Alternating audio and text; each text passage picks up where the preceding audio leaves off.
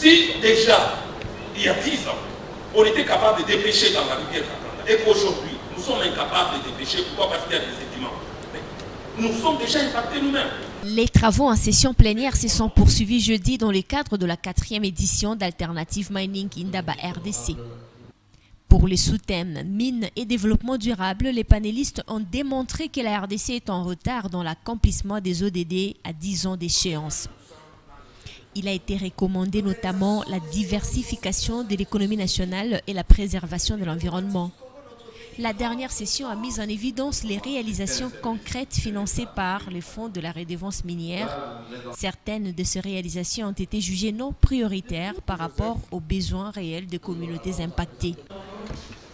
Ces différents responsables des ETD venus de Lubumbashi, Fungurume et Kolwezi ont dans leurs interventions donné l'idée des sommes importantes qu'ils gèrent.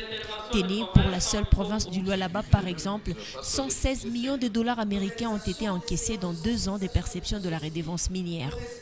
Les participants se sont constitués un atelier pour discuter de tous les problèmes soulevés tout au long de cette conférence de 2 jours organisée par Sarwa et centrée sur la gestion de la redevance minière et son impact, mais aussi l'impact de Covid-19 dans ces secteurs.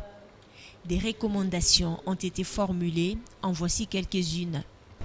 L'accompagnement des ETD dans la gestion de la redevance minière à travers l'adoption d'un arrêté interministériel pour l'utilisation de ces fonds. L'élaboration du plan de développement local et ses instruments. Le renforcement des capacités des animateurs des ETD et des mécanismes de contrôle pour assurer la transparence et aux entreprises minières d'accélérer le processus de signature des cahiers de charges avec les communautés locales impactées. Le ministre national des Mines, Willy Kitobo, qui a clôturé la conférence, a apprécié la qualité des travaux et apporte déjà son avis favorable à ces recommandations.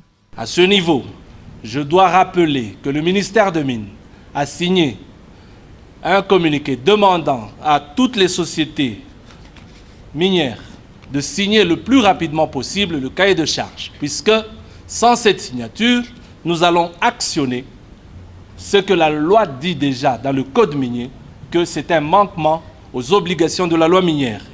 AMI 2020, qui s'est tenu dans les contextes de Covid-19, a réuni plus de 100 personnes venues de quelques provinces de la RDC et de l'Afrique du Sud.